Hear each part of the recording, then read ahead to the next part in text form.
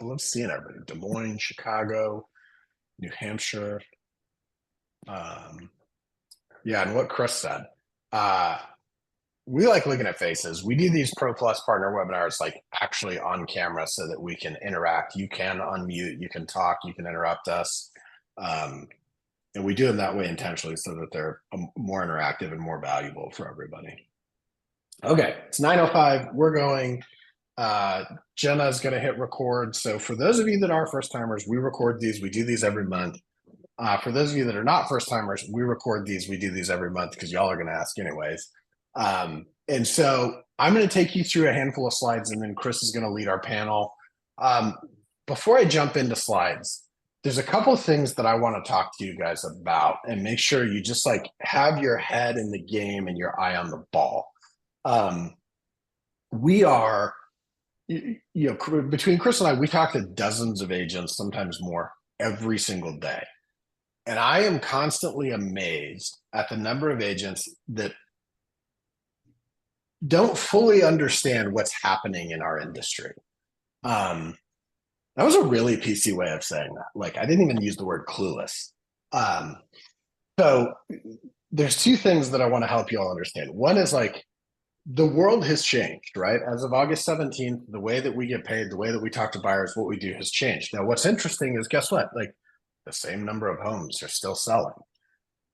People are still buying. Agents are still getting paid. Like, the industry did not come to a grind screeching halt, yet the tactics change. So if you have not mastered those tactics, I'm going to give you a tip.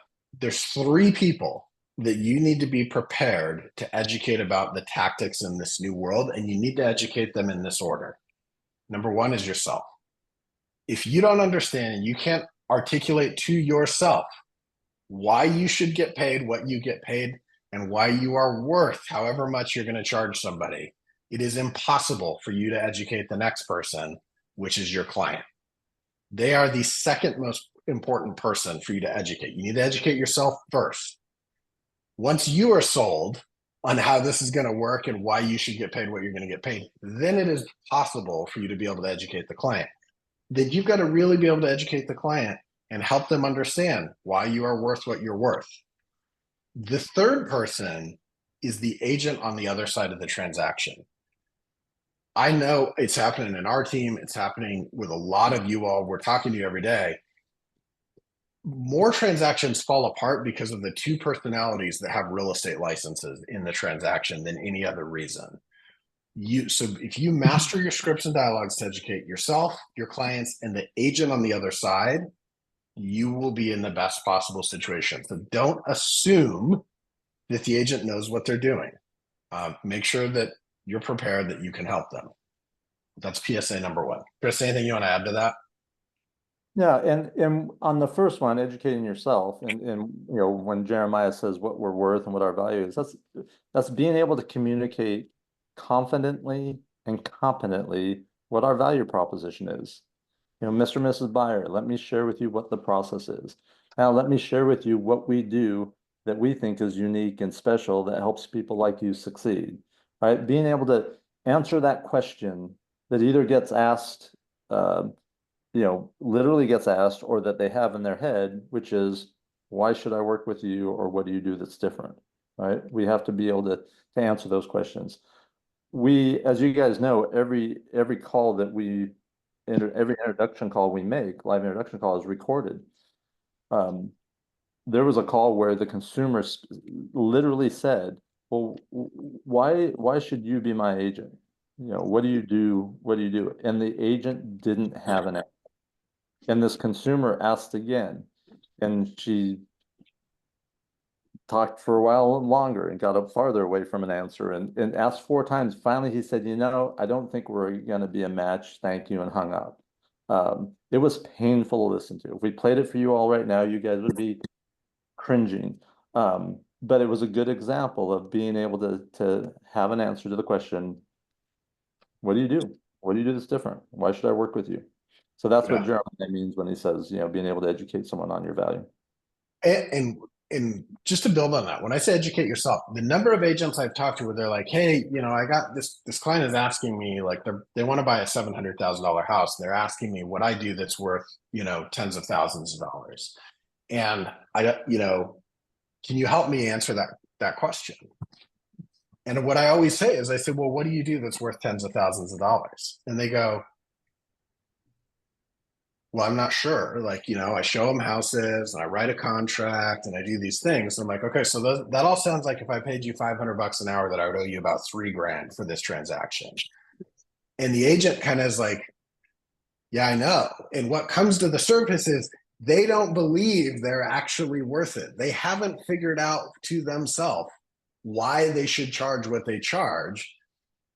And until you solve that, you can't solve it for anybody else. Okay. So make sure that you're right and real with yourself on that, and that you reconcile, like, you're not just charging something because, you think you can, or it's what you think you should, or whatever. It's like, no, this is the amount of value I provide. This is what I charge for it. I feel really good about this. So this is what I'm going to do. Okay. 15 gears. The number of people that I talk to, yeah, I don't know if you guys know this. I run our mortgage strategy at Movoto and Ojo. And so I'm like in the weeds on mortgage stuff all the time, more so than most agents. The number of agents that I talk to that are like, yeah, I'm really excited for the rate cuts in September. It's coming 6 days from now, September 17th, FOMC's meeting, rates are going to go down. And I'm like, dude, you are clueless. The market has already priced in those rate cuts. The 10-year treasury today is at 368 basis points. The 30-year mortgage spread off of that 10-year treasury is hovering around 180 bips. Your customers today could very likely buy a house on an FHA or VA loan with a rate around 5 1/8 to 5 1/4 if they shop with a mortgage broker. Rates have already come down. Stop telling people to wait. Stop letting them live in this delusion that rates are high, that rates are in the sevens. We closed the loan last week on a USDA 5.413%, no points, no fees. Rates are low. Rates have come down. The market just hasn't caught on yet. So make sure that you understand as an agent that there's a window of opportunity, right? We know that in the fourth quarter of every year, inventory builds, prices soften. Well, when the world figures out that rates have actually come down, which everybody's waiting until September 17th, you're going to see an unusually high level of activity in the fourth quarter. And right now, there's a very real window of opportunity for buyers to get out there and to make offers on properties and to get in the market and take advantage of the rates that everybody else thinks are still on the come. So make sure that you're connecting. If you're in one of the states where we can help you, great, we will help you. If you've got a local lender that you like, talk to them, understand where rates are at, and use that as leverage to help move your buyers forward. I'm telling you all, like, I saw a VA rate at 4.875 a few weeks ago. Like, rates are down. Like, we are in a move that money market, and you've just got to pay attention and make that happen. Okay. Okay, cool. I'm going to jump into our deck. That was the end. Chris, anything else you want to add to what I just said while I pull the deck up? No, I think that's it. There's for everyone who's been in the business for a while, which is most of you, and certainly your team leaders know this, that the fourth quarter is actually the first quarter of the new year. Right. So the efforts, the time, the progress that we make in the fourth quarter usually shows up in the first quarter. So a lot of people view the end of the year as a finish line. The people that view the end of the year as a finish line usually have a really disappointing first quarter, because they start to coast and they start to ease up.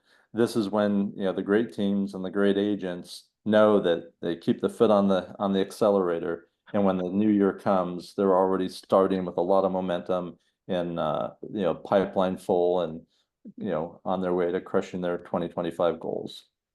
Yep. Yeah. This is the next 6 weeks between now and Halloween is where you get to decide what kind of holiday your family's going to have. You're going to create all your holiday cash flow in the next 6 weeks. Up to you from here to there, what you want to do. All right, let's dive into some of this.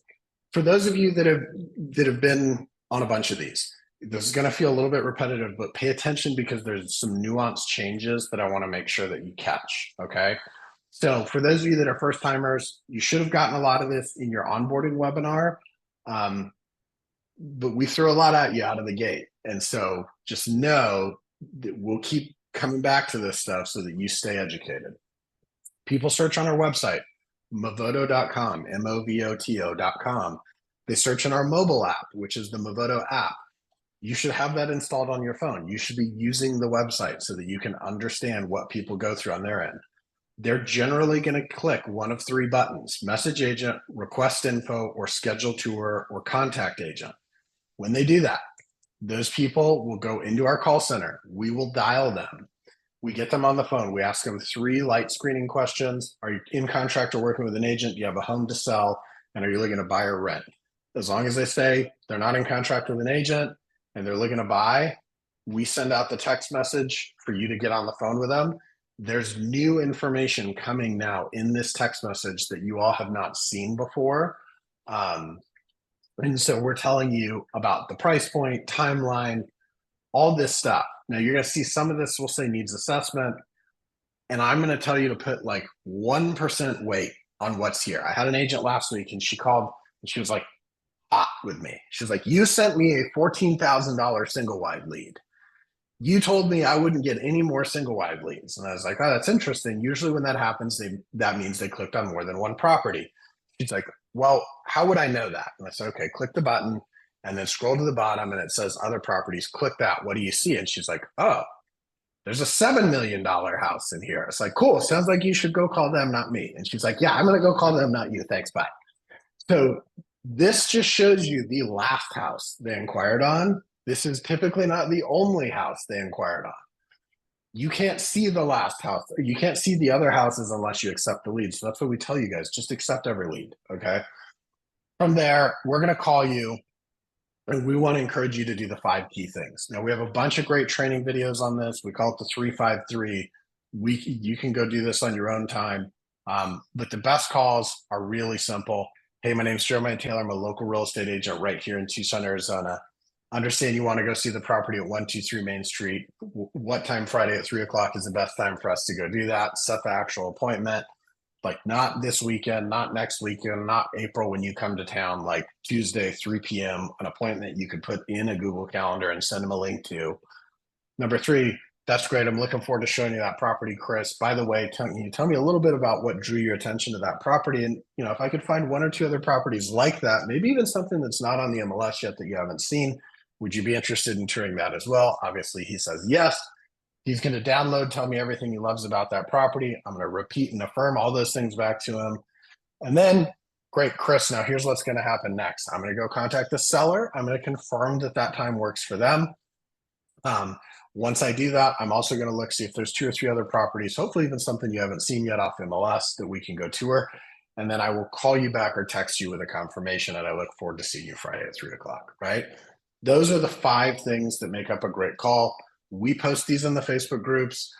We share these via email. So make sure you guys have whitelisted our email, that you're in the Facebook groups, that you're participating in these, because there really are some great best practices. And what we're hearing from agents is that they are having the agency conversation at the first appointment when they call or when they call the customer back. And it's in what we're starting to hear is something like this, like, hey, great news. I've got us confirmed for Friday at 3 o'clock. Now, there's a disclosure that I'm going to need you to sign. I'll bring it with us to the showing. Don't worry about it. I'm excited to meet you. We'll take care of it, right? And they're setting this groundwork that there is a thing that they're going to need to sign. Sometimes the buyers are bringing it up. They're asking questions. But the best place to handle that, face-to-face with the customer so you can review it, go over it with them, okay? We do have a call grading scorecard. We, like Chris said, we listen to and record every call out of the call center. We record our side and your side, okay? We send these out to your team leader so that you all can listen to them. You know, the goal is just like any good football player or athlete, listen, watch your game tape, listen to it, learn from it, and use it to improve, okay?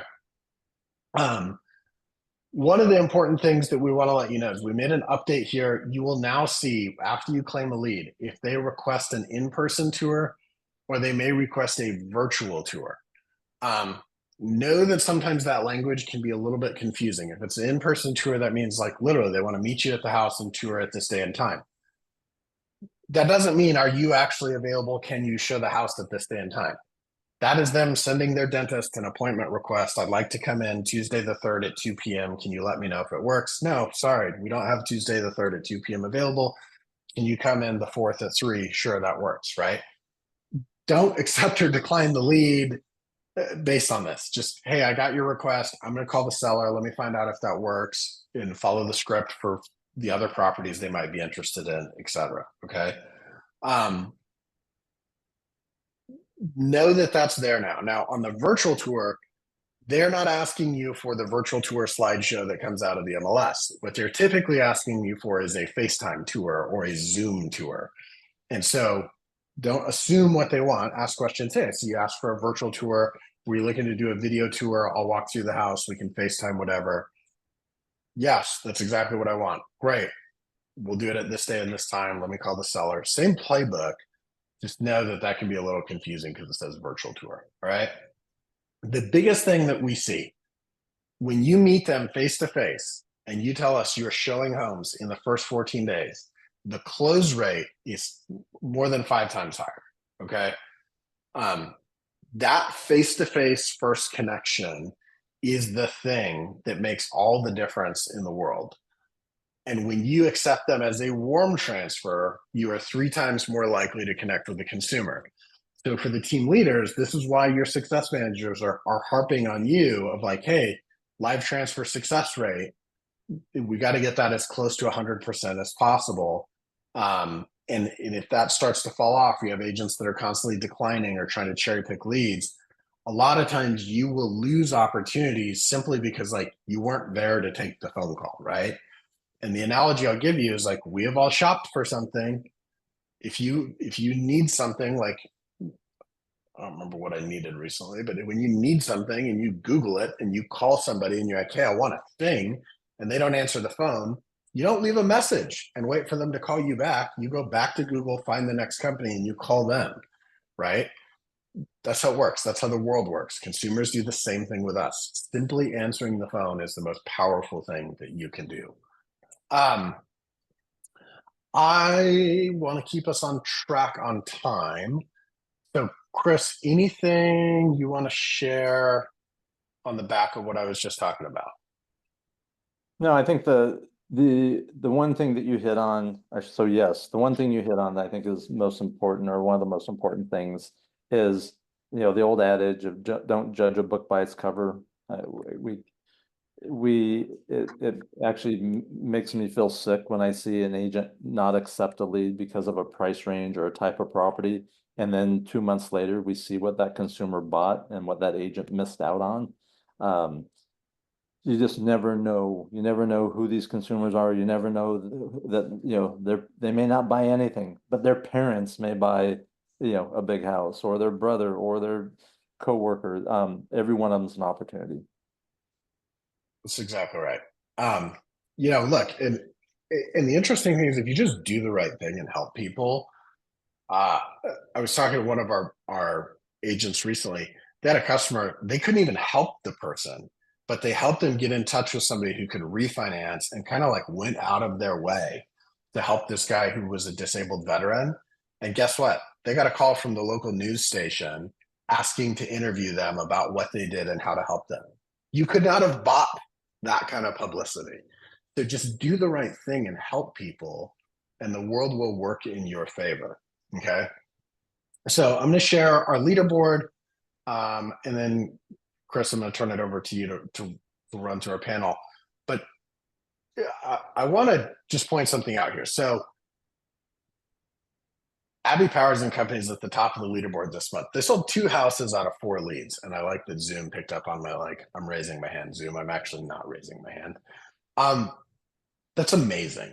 We don't expect anybody to actually have a 50% conversion rate.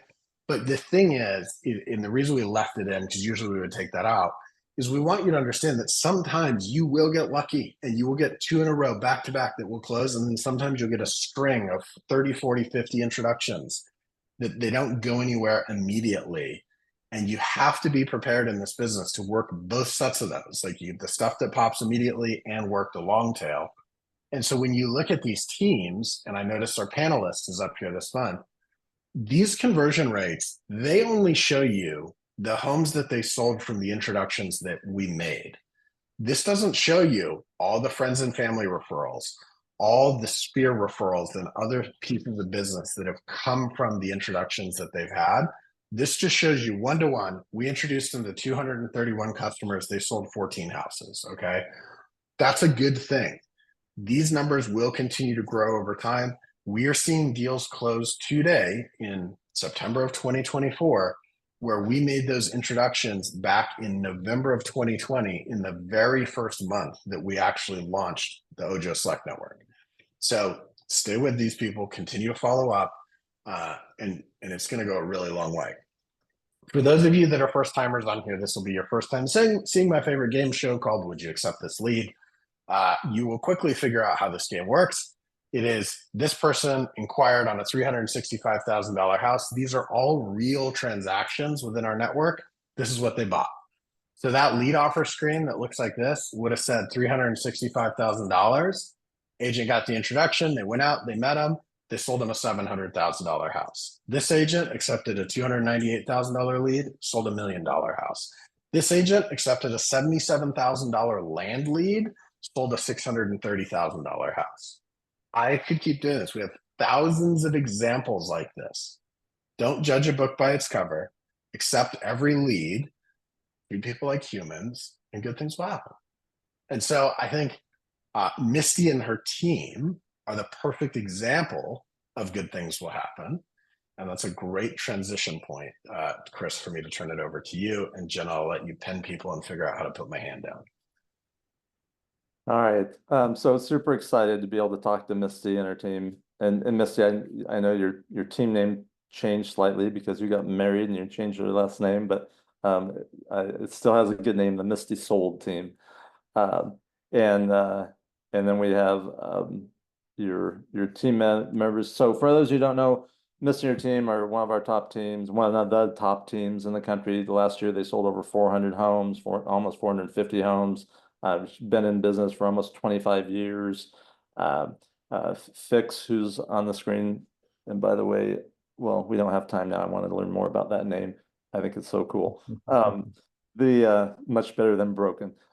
Fix is sort of the sales manager, does all the trainings, holds the one-on-ones, provides the accountability. And then Shelby is one of the agents on Misty's team who just does a great job. So I want to jump right into it.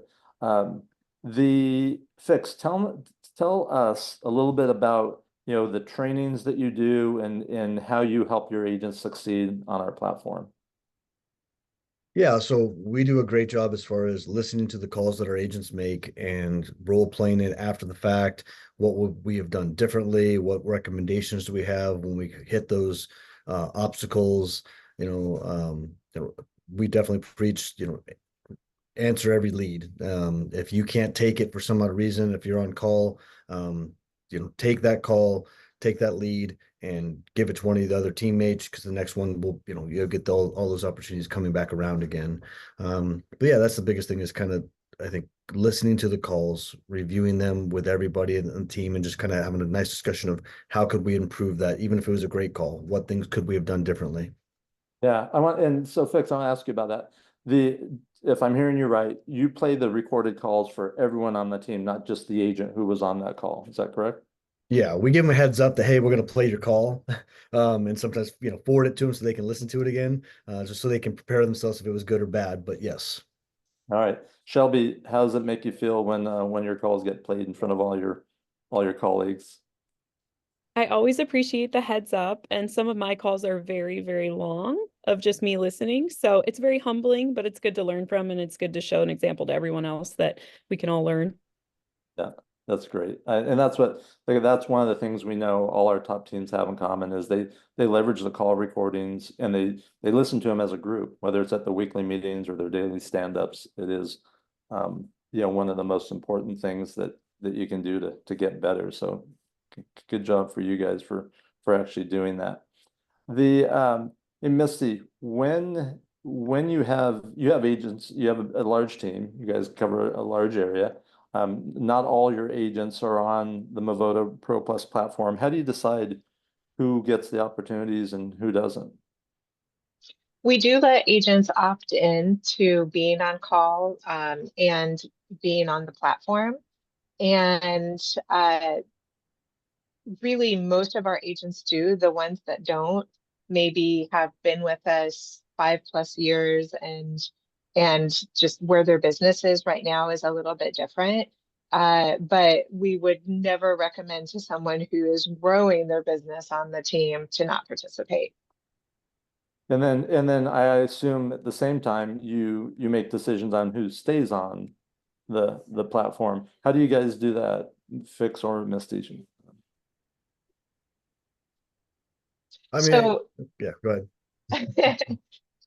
The interesting thing, Chris, is we really revamped how our lead flow works. And a lot of it, I've given you credit before, a lot of it has been because of some of the insights that you've shared as Movoto has, grown this program more and just the consumer studies and, realizing what makes things most effective and gives us the highest rate of conversion. So, we used to be a very ISA on the front line of every lead team.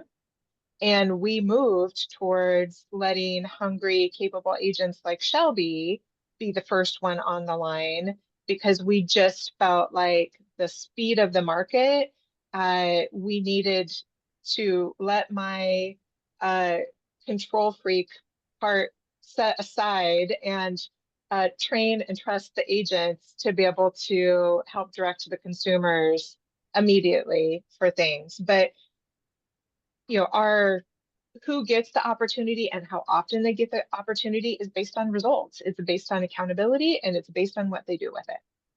Got it. Love it. Love it. Love it. Fix, anything you wanted to add to that? I know you started. Nope, that was exactly what I was gonna say. Probably way better than I could have said it. So All right, Shelby, question for you. So you get a text message, you got a Movoto consumer on the phone. You accept that. What's your goal on that initial call, that initial conversation? What do you want to accomplish? My goal is just always meet them. I know that if I can get in front of them, I can most likely close the deal. I like to form a human connection. So I don't even look to see what the property is that they're requiring on. I just click it because we are whoever gets it the fastest and all of our on call. So I always click it, then I'll kind of quick look things up, but I don't care. I mean, in our market, we have $80,000 properties and we have $800,000 properties. My only goal is to meet them. So I get on there and I set the appointment and then I will follow up if I have to change it or switch properties. But no matter what, I want to meet them face to face, regardless. Yeah, I love it. You couldn't have answered that question any better because that's the exact thing I tell all the teams that I meet with is look at our top agents, our top teams, when they get on those calls, have one goal, and that is to set an appointment to get face to face, which post August 17th is even more important, right? Because we need to be able to build that relationship. Let's talk about that. I know you guys have always used like a loyalty agreement or something to gain commitment with a consumer. So the August 17th changes weren't as big for you as maybe they were for some other teams. But certainly some things have changed. How do you guys handle those conversations and where do you handle those conversations? What are you teaching your agents to do? I'll let whoever wants to answer. I guess I'll kind of say because I'm the one kind of always talking to the agents about it. So yes, we've always had a loyalty agreement, and in Iowa, the state law changed as of July 1st that to show a house you have to have agency. So we were kind of preparing for that way in advance. In the phone conversation, a lot of times we kind of ask people, hey, how long have you been looking? When's the last time you looked at a house? Just kind of see because and say, it has changed a lot recently, and we can talk about it a little bit on the phone, but it's when we're talking in person, a lot of times we like to do a home buying consultation before we show the property. So we can go over those details more as far as what agency means, what value we're bringing to the table, and just what a resource we can be. Yeah. So Shelby, question for you. So you accept the call, you don't prejudge, your goal is to set an appointment. What's the conversations you have when you meet with the consumer? Or I don't want to assume, do you wait till you meet with the consumer face to face to talk to them about, your value prop, what the process is, what a buyer rep agreement is? Sure. On that first call, again, I'm just setting the appointment. So I'm going to give them what they want, instant gratification. And I'm going to say, hey, I'm going to get this set up for you and I'll give you a call back when it's confirmed. So after I do some research, find a couple more properties that we can look at, because I always want to piggyback properties, get them excited. When I do that second call, I say, hey, you know what? We need to establish agency. That just means that I'm representing you. I can negotiate on your behalf. I can negotiate my fees to be paid. If you have any questions about that, we can talk about it in person. Otherwise, I'm going to send it over for you to sign. You can give me a call. And if you don't feel comfortable signing till we get to the property, that's okay too. We can discuss that. I just can't show that to you until we do that. But like Misty said, we've been doing this for so long, really nothing has changed. For me, in that case, I don't have any more pushback than I normally would or anything like that. But I always give them what they want and then do another follow-up so I can continue to build that connection. Yeah. And I think the key is exactly like Shelby said it. I mean, she was casual, but she was direct. She sounded knowledgeable. She took control of the conversation. It's when we make a big deal of it and then start using language that we're fearful, or you should be doubtful, or you don't have to do anything. That is when like the red flags and alarms start going up and people start going, wait a minute, like, is there something I don't know that I should be paying attention to here? Yeah, that's a great point, Missy. It's and I noticed two things that you said that I want to comment on, Shelby, which I think are important. One is properties to piggyback on, right? That's I think so important to either on the initial call or on the confirmation call to find out, what they're really looking for, what attracted them to the property that they want to see, so that you can have other properties, right? That's the best way to build a relationship, is not just a one-time look at one house, but to have the opportunity to keep talking to them at multiple houses. But the other thing that Misty is alluding to, and that I heard you do, is you are very confident and competent in having that conversation. Like, and very comfortable in having that conversation. Well, I use 3 C's: comfortable, competent, and confident. And that's so important, because we listen to calls and like Jeremiah, I have a real estate team too. And which is sometimes a source of joy and sometimes a source of frustration.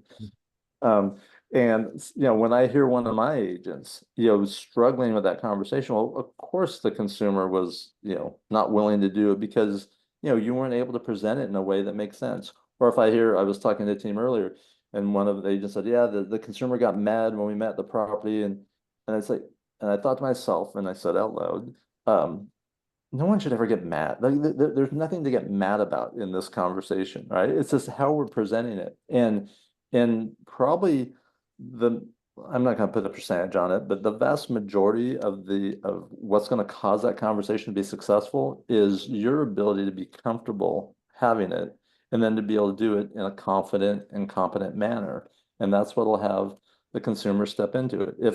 If we're meeting with an attorney or a CPA or a doctor, and they're not, they're awkward, or they're like, wishy-washy about, or dancing around things, or can't just look you in the eye and say, here's how it works, and you're gonna want a second opinion. You're probably gonna go hire someone else, and the same thing happens. So we could talk about that a lot. By the way, if anyone on the Zoom, if you have questions for Shelby Fix or Misty, please just put them in the chat or in the Q&A, and we'll do that. there was one question I just noticed, and that is the scripts that you use, like Shelby, what you just shared, that what you say, is that something that you guys have written that you would be willing to share with others? We do role play a lot of different scripts. I kind of feel I do best just kind of feeling out the client and seeing where they're at. If I feel like they're in a hurry, I can sense that. And I'm like, nope, I'm just going to set this appointment. We'll talk about it later. If I feel like they're more in the mood to chat, then I ask, are you looking in this area? Do you have something else to sell? You just really have to feel out each individual client. But we role play every Tuesday at our meeting. So I feel so comfortable with it that I don't follow anything directly. Yeah, Yeah, I think it's probably. great. And by the way, this is recorded, so everyone's gonna get this. Go ahead, Fix. Yeah, the what I do training wise is I say, let's give them a flyover. And what I mean by that is we've all flown on a plane. And if have you ever flown to Vegas? It's a completely different flight experience because everybody on the plane's excited. They're going to Vegas. Everybody's wanting a drink. Same thing. So I say to people, let's do a Vegas flyover on this presentation in under 1 minute. Summarize everything in the most cheerful, fun way you possibly can. And once you get that down, role playing that, I think when I do it with my agents, I'm about 30 to 45 seconds, explain the agency really quick and in a fun way. And I can just keep on repeating it. And once, you just go from one agent and say it to them, and then you go to the next person, role play it with them. Once you get it 10 or 12 times, then you just know what to say and you can say it in a fun, cheerful way. Yeah. And it doesn't have to be in depth. Oh, number 14 on page 6 says this. Like, no, just simply explain your value and what the process is really quickly in a fun way. Yeah. And I love the context of a Las Vegas flyover. Uh the I just made me think of another question. Oh, role play. Obviously, another thing that all our top teams have in common is they practice and role play daily or weekly. And it sounds like you guys certainly do that. Is that a mandatory thing for all the agents? I wouldn't say it's mandatory, but like when we get in groups, yeah, we like everybody to participate. And some people prefer smaller groups than larger groups. Everybody's kind of different. Some people just want to go off with another person and do their role play, and then they switch partners and go from there. So everybody's personal comfort level, whether or not they want to be in front of 30 people or just one, is different. And so we definitely try to lean into their strengths there and try to get them out of their comfort zone. Yeah. Hey, I want to go back to something you said, Shelby, which is I I I I think of it as like sales common sense, which is, look at reading the clients and knowing which ones that you're going to have the conversation with, before you meet with them, and which ones you're going to wait and have the conversation with once you meet with them. I think that's a really important thing, right? We have to, as salespeople, versatility and flexibility are two of the traits that separate the great from the good. Um, Talk to me, being one of our best converting teams, and you guys always have been. I know, and I think everyone on here probably knows this if they think about it, is that follow-up is one of the keys, right? Because we have the consumers that are what we would call now business, but the majority of them are future business, right? It's going to take follow-up. Tell us about your follow-up process. And Shelby, on the people that you meet, do you follow up on all of those, or does it go into an ISA team that does it, or how's that work? So we just work within our CRM. So we have hot leads, of course, and nurture leads. So hot leads, we follow up every week. Nurture leads, I do monthly. I will reach out to my nurtures, call, text at least monthly. If they don't respond to me 3, 4 times in a row, then I kick it back to our ISA team or our team pool, and everyone else in our team can give those a shot.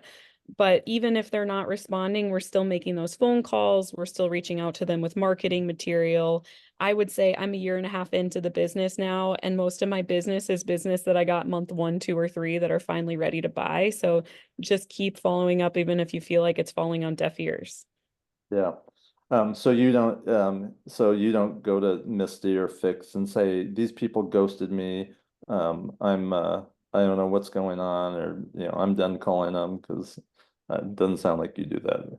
No, actually, one of my very first Ojo leads, I met them one time. Ojo connected us. I met them one time. I talked to her. I've followed up every month since. She sends me back one word text. I got a call from the builder last week that she was ready to buy.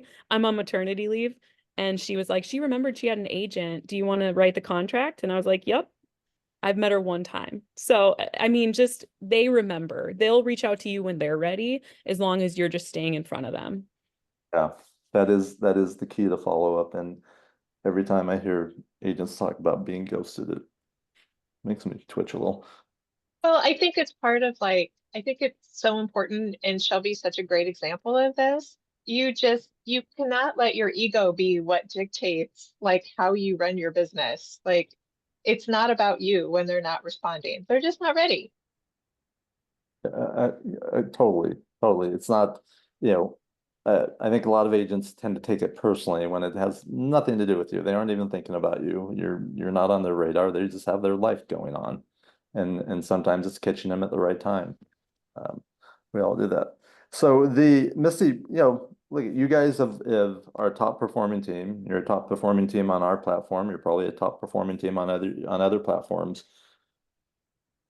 I'm not asking you to brag, but I kind of am. Why do you think of that? Like, what are the ingredients that you say, okay, this is why my team does well? I think, first of all, we've got really great people, and that helps a lot. Uh, we are an environment that if you are not driven to succeed, you won't have much fun here, and you kind of select yourself for exit. There's transparency in how things are distributed. Like, everyone knows when someone claimed an on-call lead. There's transparency in what they did with it. There's reporting on, did it get entered into CRM? Were there notes? Is there follow-ups? So I mean, I think it's just what's worked really well for us is having the right people and a culture of accountability and success. Yeah, I love that you're sharing that. So let's dig a little deeper. Like, how do you create that culture? Because everyone would agree that that is what the type of culture they want, but how do you actually create that? Like, what are some of the things that you do or fix that you do that you think creates that culture of productivity and people wanting to succeed? I mean, I guess from my standpoint, I'll piggyback on what Misty said. If they don't want to be successful, they find the door, because we have daily team meetings that are up via Zoom. They're 15 minutes. It's not a big deal, but that little bit of accountability has people, and we ask, hey, what are you doing today? We use a chat system called Voxer, that we say, hey, let us know if your report's done for today and what you've got going on today. And we see the success when people are in the office doing the work, because deals happen. We do so many double-sided deals, and just everybody is to that high standard as far as they want to do business. And anybody that doesn't, they say, hey, this isn't for me, and they find the door. And And those, go ahead, Misty. oh, I was just going to also say, Shelby came to our team via, she had been a client, but one of our other agents, Abby, who is her best friend. And so, Abby, very driven, very successful, has had different roles on the team, and just great, great cultural fit team member, positive force. And of course, I mean, then she attracts someone like Shelby, who's very driven, very positive, all of that. And so, I mean, that's part of it too. Like, we have a lot of people on our team that are past clients, or have some sort of connection to us in the past. Yeah. Well, and what's going through my mind is, one of the reasons all that's happening because there's great leadership, right? So that's why you're able to attract great people. I wrote down another thing.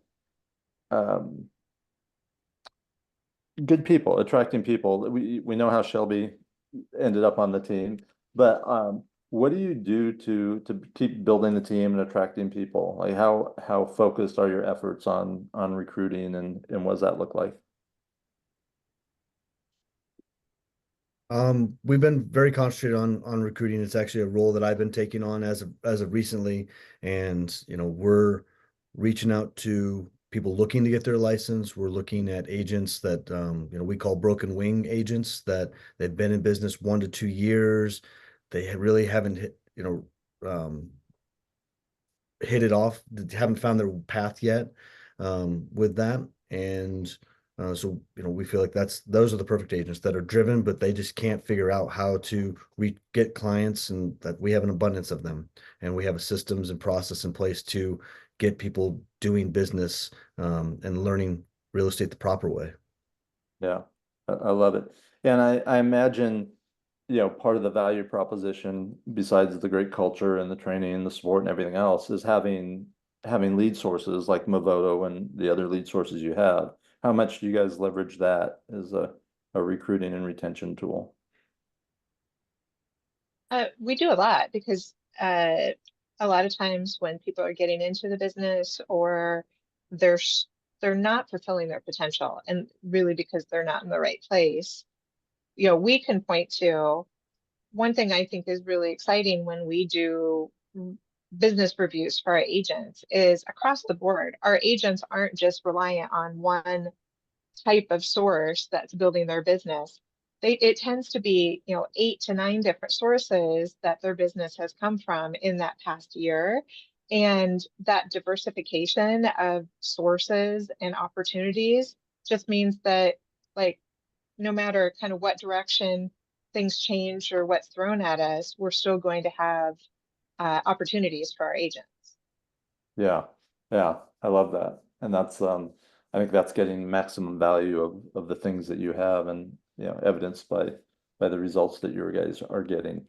The but we talk to agents and teams all the time, and the agents love to compare lead sources. They love to compare quality. They'll say, oh, these are bad leads, these are good leads. And what goes through my mind all the time is, well, I wish I had your psychic ability to know which ones are which.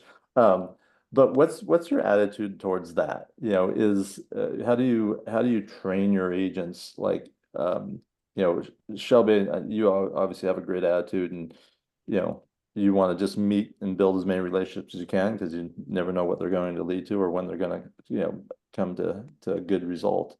But from a leadership standpoint, from Misty and Fix, what's the conversations you have around that with the agents?